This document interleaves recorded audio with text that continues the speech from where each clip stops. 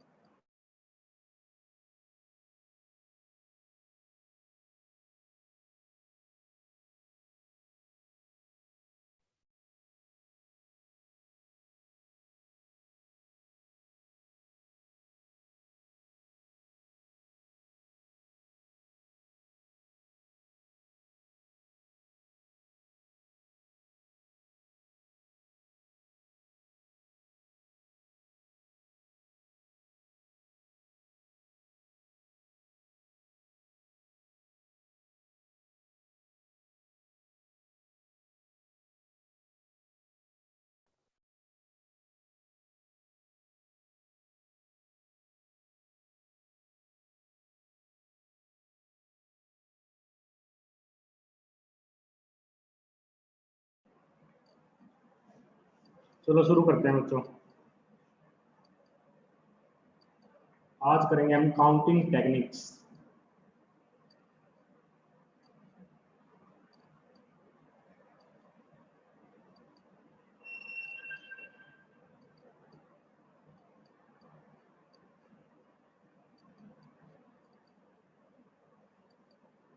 जो counting techniques है बच्चों, ये अपनी दो टाइप की होती है। इसमें एक तो आता है सम रूल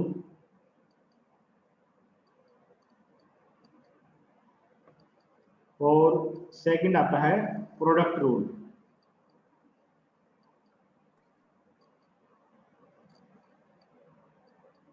ठीक, सबसे पहले सम रूल देखते हैं।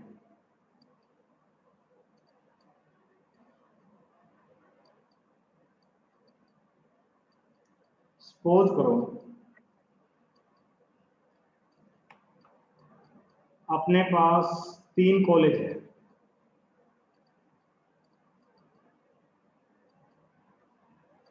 ठीक, और उनके कोर्सेज है।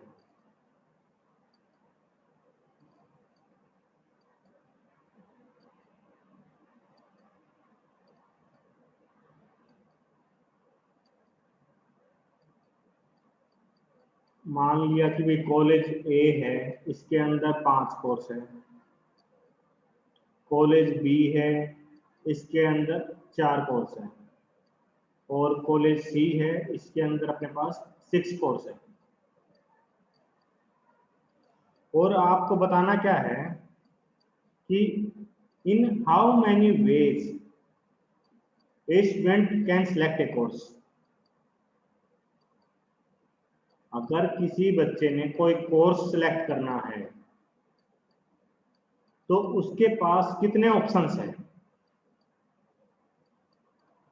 इसका आंसर बताओ मुझे अपने कॉमन सेंस से कि भाई कोई बच्चा है, उसने कोई कोर्स सेलेक्ट करना है, एक कोर्स लेना है, तो उसके पास टोटल कितने तरीके हैं या कितने ऑप्शंस हैं?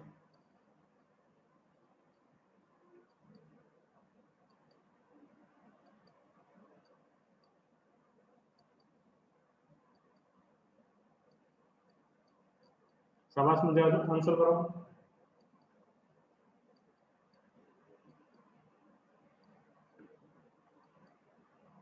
दिया गलत, काफी राइट।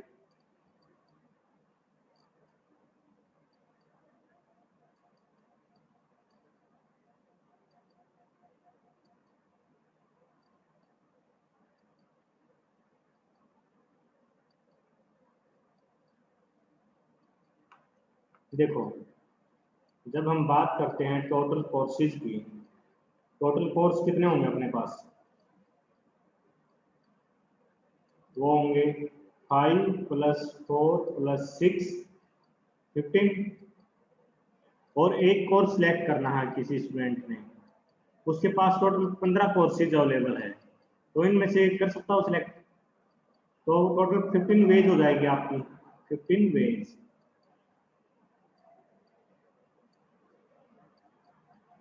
जो सम रूल है इसमें हम ये एज्यूम करके चल रहे हैं कि भाई सारे के सारे कोर्सेज आपके डिफरेंट है। अगर मैं ऐसा होता कि भाई कोई पर्टिकुलर कोर्स है, मान लिया कोर्स एक्स,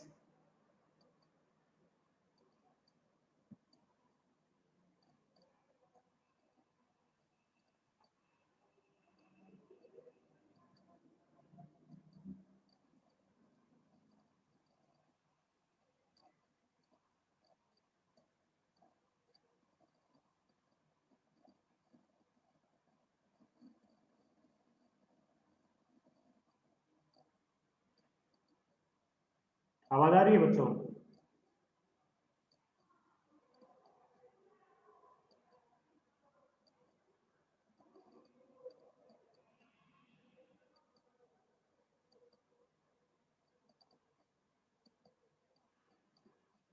देखो, अगर मैं ये मानता हूँ कि भाई कोई कोर्स है, सपोज करो एक्स, वो ए कॉलेज के अंदर भी है, वो बी कॉलेज के अंदर भी है, वो सी कॉलेज के अंदर भी है ना? तो अब उसको हम कहेंगे वो एक स्टूडेंट कितने तरीकों से, या कि उसके पास कितने ऑप्शन है कोर्स को सिलेक्ट करने के लिए, तो 3 कोर्स तो उसके हर जगह है ना? इनमें से ये कोर्स ए कॉलेज में सिलेक्ट करे या बी में करे या सी में करे, बात बराबर है। तो जब हम ये कहते हैं कि भाई सारे के सारे कोर्स आपके डिफरेंट है, तब आपका 15 वेज आंसर होगा। अगर मैं डेफिनेशन की बात करूं, सम रूल की डेफिनेशन क्या होगी,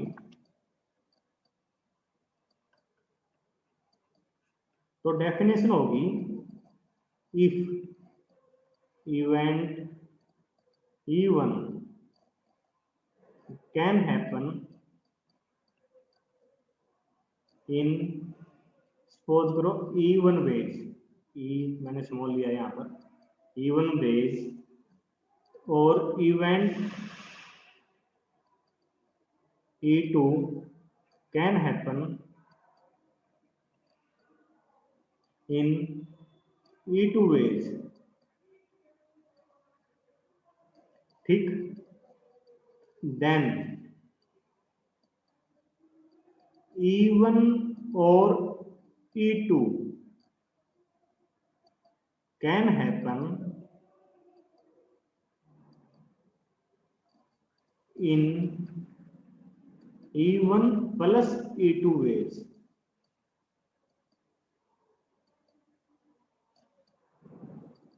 Assuming that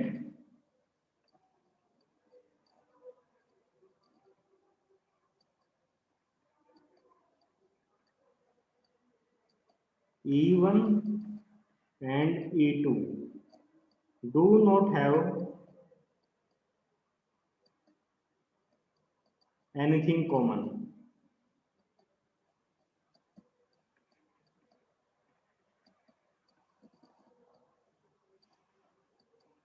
मतलब E1 और E2 है जो, ये डिसजॉइंट इवेंट है, they do not have anything common, मतलब डिसजॉइंट है एक दूसरे से, डिसजॉइंट, डिसजॉइंट इवेंट,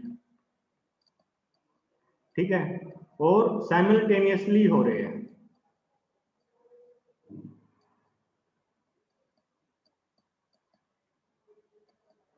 डिसजॉइंट है और साइमल्टेनियस है, साइमल्टेनियस मतलब पैरेलल, पैरेलल में हो सकते हैं दोनों के दोनों इवेंट, ये पॉइंट याद रखना, डिसजॉइंट है और साइमल्टेनियस है। मतलब अगर दो इवेंट है आपके पास E1 और E2, E1 होता है आपका E1 वेज से, E2 होता है आपका E2 वेज से, तो E1 और E2 के होने की जो पॉसिबिलिटी है वो E1 प्लस E2 वेज है, और हम ये एज्यूम करके चलते हैं कि इनमें कुछ भी कॉमन नहीं है। ठीक, चलो अब क्वेश्चन देखते हैं इसके। ये आपने डेफिनेशन बाद में नोट कर सकते हो आप लेक्चर रिकॉर्डेड में से। तो क्वेश्चन क्या है, मान लो कि भाई आपके पास दो डाई है, डाई होते हैं लूडो वाली, छुट्टियों में लॉकडाउन में लूडो खेला हुआ आपने, वो डाई है, डाइस के लो, और वो डिस्टिंक्ट है, दो डिस्टिंक्ट डाइज है आपके पास। जब हमने उनको रोल किया तो आपने बताना है कि भाई how many ways, in how many ways we can get a sum of 4 और 8। मतलब दो डाइज आपके पास, डिस्टिंक्ट डाइज, ठीक, आपने उसको रोल कर दिया, तो आपने बताना है कि भाई आपको सम मिले कितना, सम ऑफ 4 और 8, कितने वेज है ऐसे जिसमें आपको 4 या 8 सम मिलेगा। फटाफट बताओ, 1 मिनट का टाइम है।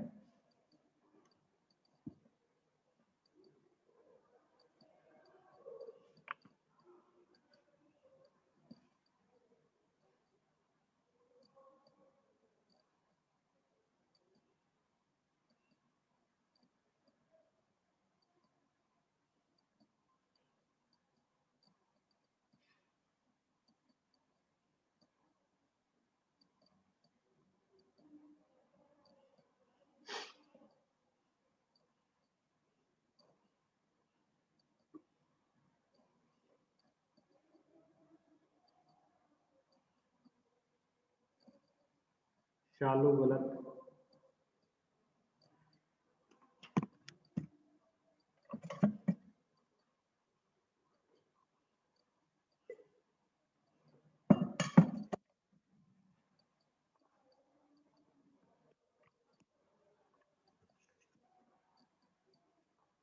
अंजलि गलत।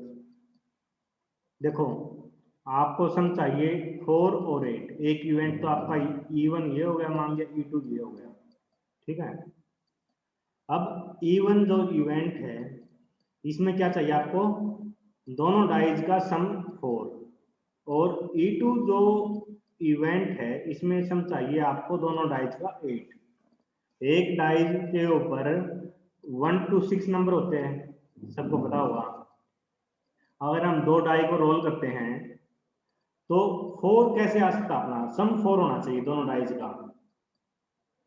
हो सकता है कि भाई 1 3 आ जाए, है ना, या फिर हो सकता है कि भाई 3 1 आ जाए। 1 3 का मतलब है पहली डाई पे आपका 1 है, दूसरी डाई पे आपका 3 है, और 3 1 का मतलब है पहली डाई पे आपका 3 है, दूसरी पे 1 है। सेकंड मतलब थर्ड केस हो सकता है कि भाई 2 2 आ जाए, है ना। 4 आने की और तो कोई पॉसिबिलिटी नहीं है, अगर दो डाई को हम रोल करते हैं वो तो कोई चांस है नहीं कि भी आपको सम 4 मिले। ऐसे ही 5 का देखो, सॉरी 8 का, इसके लिए आपके पास पॉसिबिलिटी क्या क्या है, 2 6 हो सकता है, 6 2 हो सकता है, इसका रिवर्स भी, फिर 3 5 हो सकता है, और 5 3 भी हो सकता है, और उसके बाद 4 4 भी हो सकता है ना। तो सम अगर 4 आए, इसकी बात, इसके अपने पास कितने वेज है, इसके अपने पास 3 वेज है, और सम 8 आए, इसके अपने पास कितने वेज है, ये अपने पास 1 2 3 4 एंड 5, टोटल 5 वेज है। तो सम आपको 4 मिले या 8 मिले, इसकी अपने को जो टोटल नंबर ऑफ वेज है अपने पास वो 8 हो गए। क्लियर है सबको।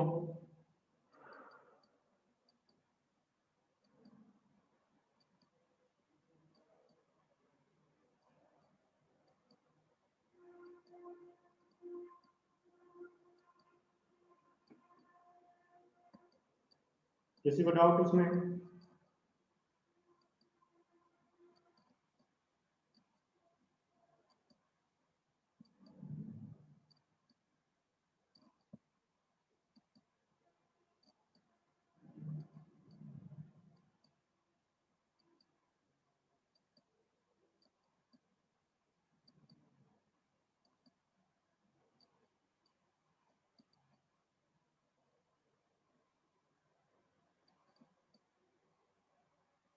4-6 भी हो सकता है। कैसे हो जाएगा 4-6?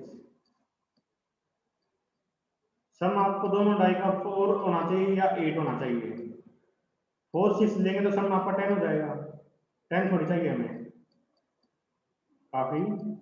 4-6 कैसे हो सकता है बताओ?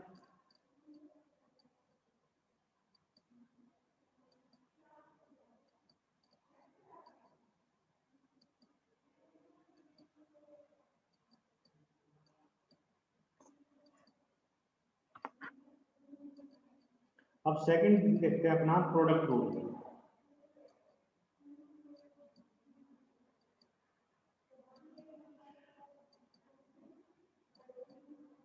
देखो पहले इसका एक एग्जांपल लेते हैं। मान लिया कि भाई हमने जाना है जींद से दिल्ली।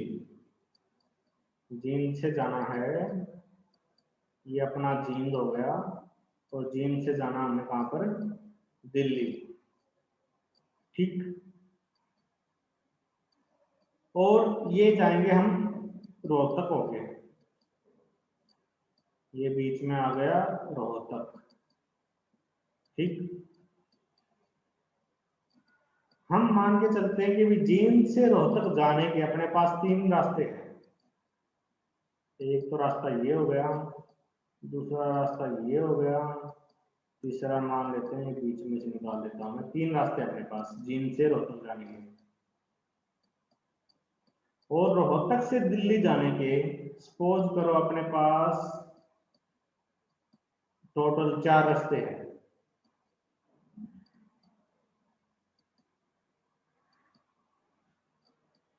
ठीक है, जींद से रोहतक के 3 रास्ते हैं, रोहतक से दिल्ली के 4 रास्ते हैं। और आपने मुझे ये बताना है कि भी अपने पास टोटल कितने वेज है जिनसे हम जींद से दिल्ली जा सकते हैं। फटाफट बताओ, जींद से दिल्ली जाना है, टोटल अपने पास वेज कितने होंगे?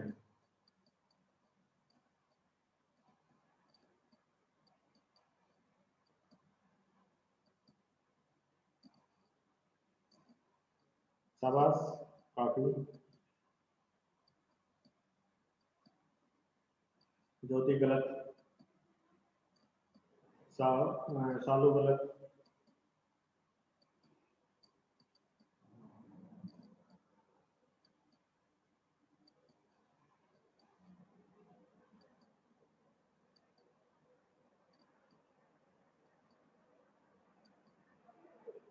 गलत सालू।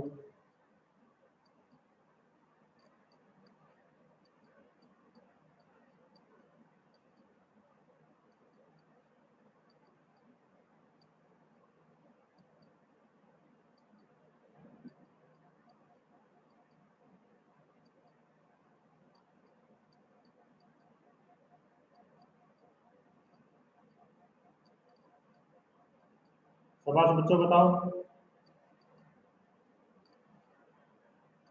नरगिस ठीक है। आशु गलत।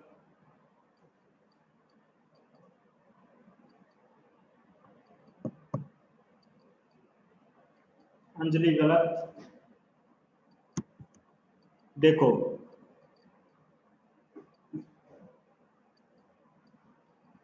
हमने जाना है जींद से दिल्ली। मैं मान लेता हूं कि ये नंबर दे देता हूं मैं। मान लिया ये रूट है अपना 1, ये है 2, ये है 3, और ये है 4, 5, 6 एंड 7। ठीक।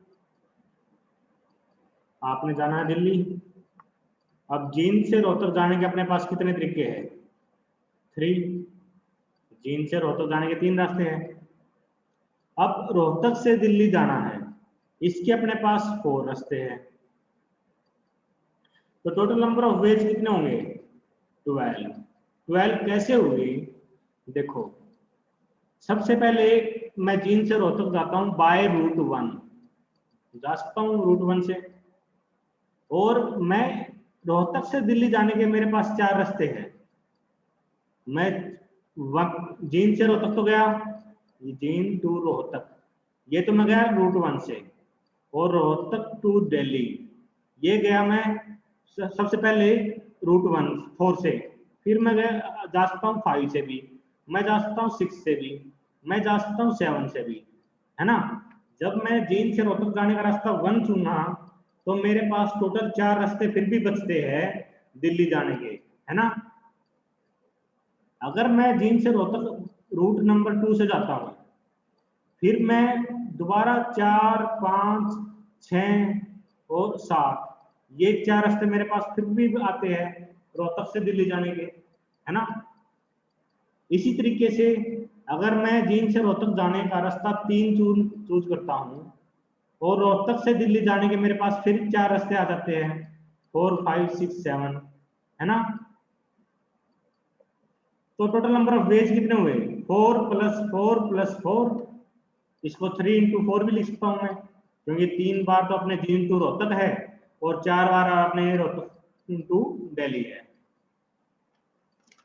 समझ में आया 12 रास्ते कैसे हुए।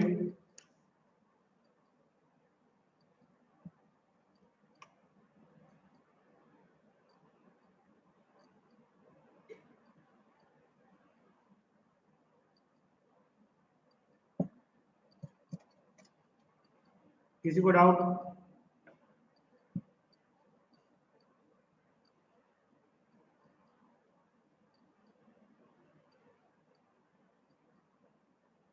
फटाफट रिप्लाई करो बच्चों।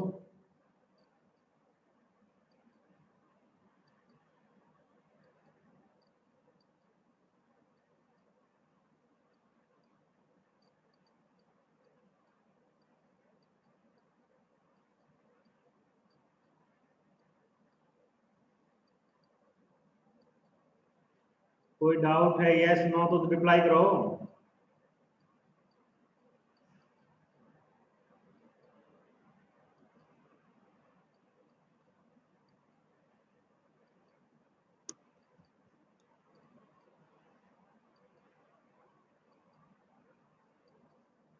तो डेफिनेशन की अगर हम बात करें प्रोडक्ट रूल की, डेफिनेशन क्या होगी,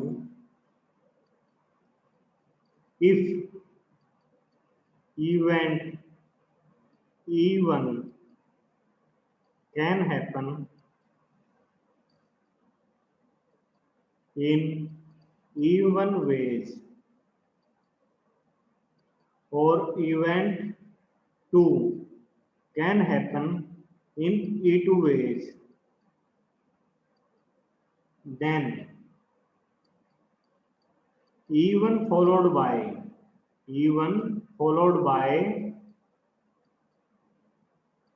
E2 can happen in E1 into E2 ways। इसमें क्या होगा, one event followed by other event, one event followed by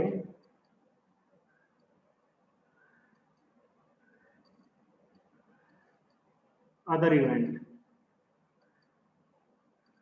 sum rule में क्या था, साइमल्टेनियस इवेंट ऑकर हो रही थी, इसमें क्या हो रहा है, एक इवेंट होने के बाद दूसरी इवेंट ऑकर होती है ना। और जो इवेंट है E1 और E2, ये इंडिपेंडेंट इवेंट होगी, इंडिपेंडेंट इवेंट।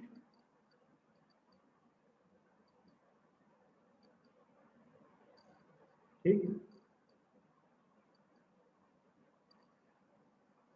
तो ये इसकी बेसिक डेफिनेशन है। चलो क्वेश्चन करते हैं। दो डाइज आपके पास, दो डिस्टिंक्ट डाइज,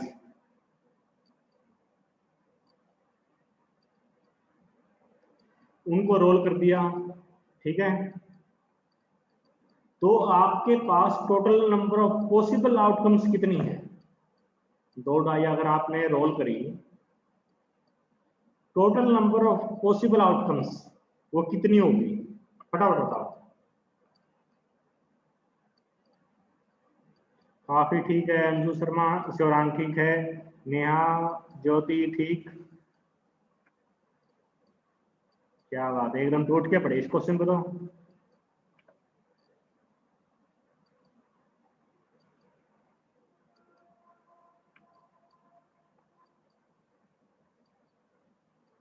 देखो आपके पास दो डाई है, डाई 1 डाई 2। इसमें total number of possible outcome कितनी हो सकती है? 1 to 6 है ना, एक आ सकता, दो आ सकता, 3 4 5 6, इससे ज्यादा कुछ नहीं आ सकता, तो 6 आउटकम इसमें पॉसिबल है। और अगर हम डाई 2 की बात करें, इसमें भी 1 to 6 आ सकता है, 6 पॉसिबल आउटकम्स है ना। अब हम इन दोनों को साथ में रोल करते हैं। सपोज करो आपकी जो डाई 1 है इस पे आता है 1 नंबर आ गया, तो डाई 2 पे क्या क्या नंबर आ सकते हैं? 1 2 3 4 5 6 है ना, कुछ भी आ सकता है इनमें से। 6 केसेस बन गया आपके, है ना, मतलब 1 1 हो गया, 1 2 1 3 1 4 1 5 1 6 केस बन गए। ऐसे ही दूसरा केस क्या हो सकता है कि पहली डाई पे 2 आ जाए और सेकंड डाई पे 1 to 6 में से कुछ भी आ सकता है, 6 केस फिर बन जाएंगे, 2 1 2 2 2 3 2 4 2 5 और 2 6 केस ये बने थे, 6 ये बन गए। अब पहली डाई पे 3 आ जाए तो 3 1 3 2 इस टाइप से 3 6 केस ये बन जाएंगे। फिर 4 आ सकता है पहली डाई पे, फिर 5 आ सकता है और 6 भी आ सकता है, 6 1 6 2 और लास्ट में 6 तो टोटल अपने पास कितने केस हो गए? 4 1 होता है बीच में, 5 1 है ना, इस टाइप से। तो टोटल अपने पास इन दोनों, इन सबको जोड़ोगे तो अपने पास आ गए 36, या इनकी डायरेक्ट मल्टीप्लाई कर दो 36। जिसको नहीं समझ में आया था उनको क्लियर है?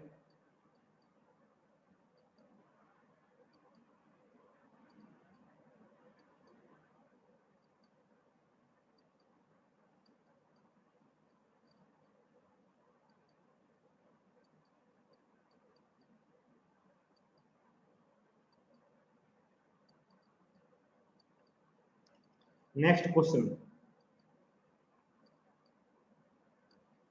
आपके पास बाइनरी नंबर्स है, ठीक है, बाइनरी नंबर 0 1 की फॉर्म में होते हैं, सबको पता होगा। तो आपने बताना है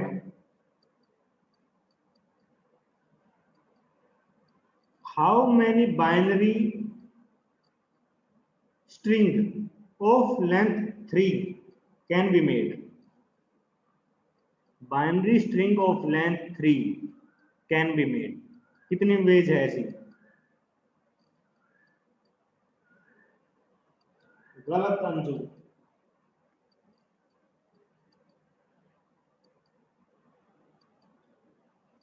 नरगिस ठीक है, जो भी गलत है।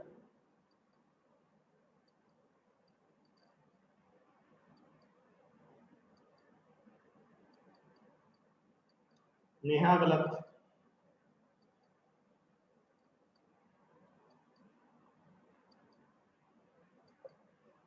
ज्योति काफी गलत,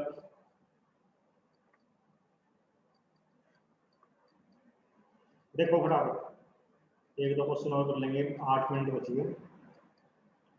बाइनरी स्ट्रिंग ऑफ लेंथ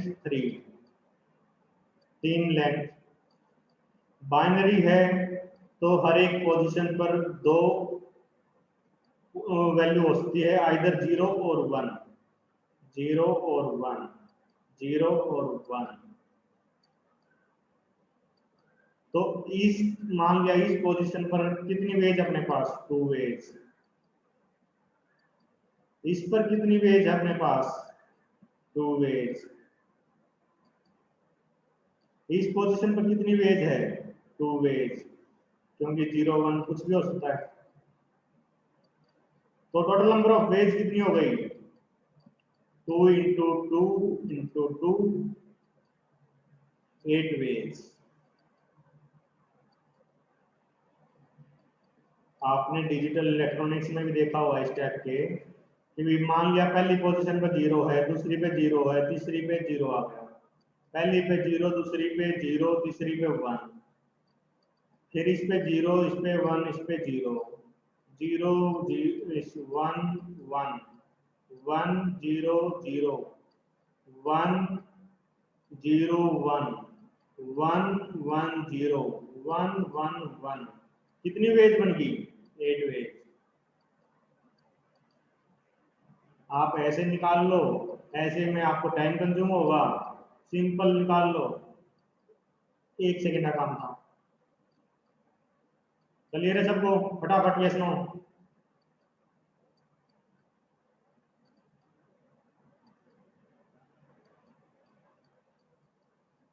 इसको मैं Yes, 2 sir. रेज पावर 3 भी लिख सकता हूँ, 2 रेज पावर 3 वेज।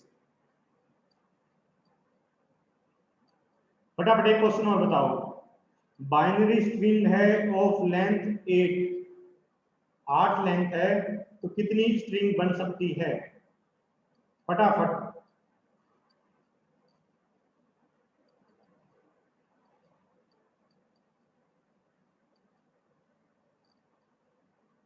नरगिस गलत।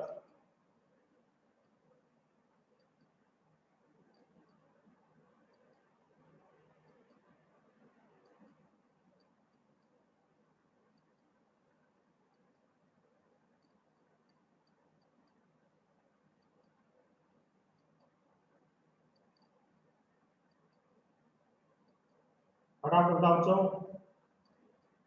ज्योति ठीक,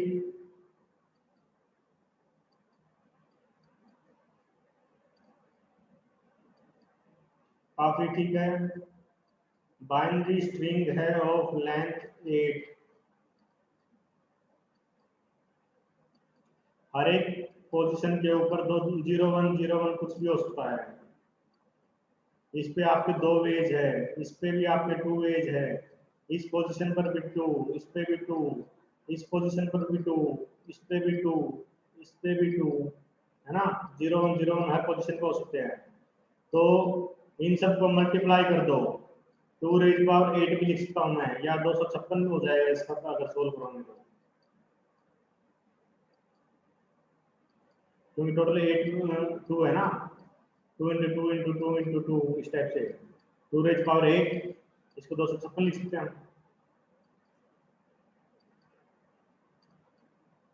तो जितनी पोजीशन है बेसिकली पावर में हमने वही लेना है। पिछले केस में क्या था? 3 पोजीशन थी, आंसर क्या था? 2 रेज पावर 3। इस केस में क्या है? 8 पोजीशन, आंसर क्या है? 2 रेज पावर 8। अगर पोजीशन n है तो कितनी वेज होगी? बाइनरी के केस में 2 raise power n ways. Clear है?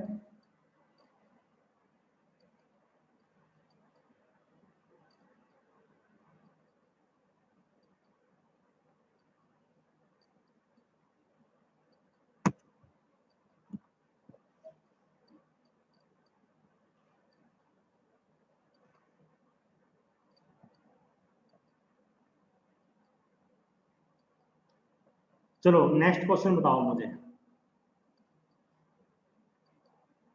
आपने बताना कि कितनी स्ट्रिंग पॉसिबल है, बाइनरी स्ट्रिंग जिसकी लेंथ 8 है और जो स्टार्ट होता है 0 1 से।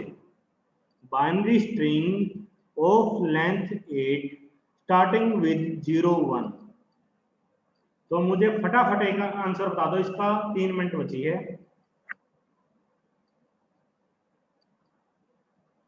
बाइनरी स्ट्रिंग है जिसकी लेंथ 8 है, स्टार्ट होती है 0 1 से, total number of binary string कितनी पॉसिबल है?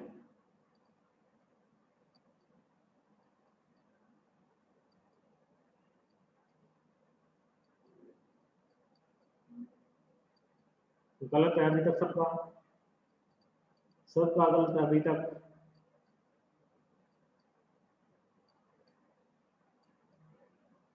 नहीं, 2 का ठीक आ चुका है मेरे पास।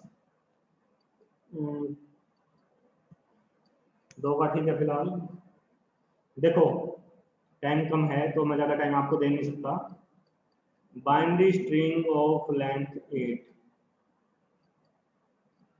स्टार्टिंग विद 0 1, इन पे 0 1 होता है, इन पे और कोई वैल्यू पॉसिबल नहीं है। क्लियर? बाकी सब पे 0 1 पॉसिबल है।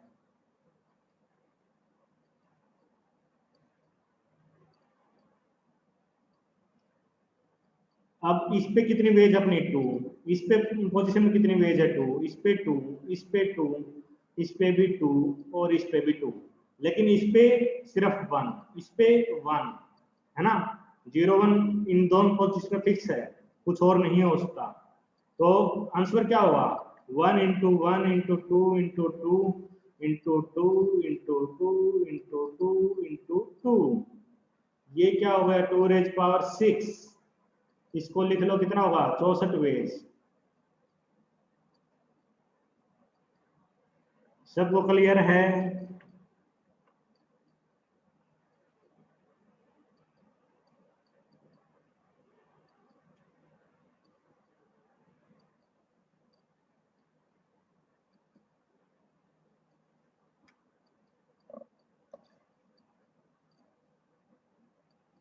बच्चों मैं क्लास में ज़्यादा एग्जांपल नहीं करवा पाऊंगा आपको, लिमिटेड टाइम होता है, तो खुद भी प्रॉब्लम सॉल्व करनी है आपने घर पे। डिस्क्रीट में न्यूमेरिकल टाइप होते हैं ये बेसिक छोटे छोटे, बाकी कल करेंगे। 1 मिनट बची है, मीटिंग एंड होने वाली है। ठीक है।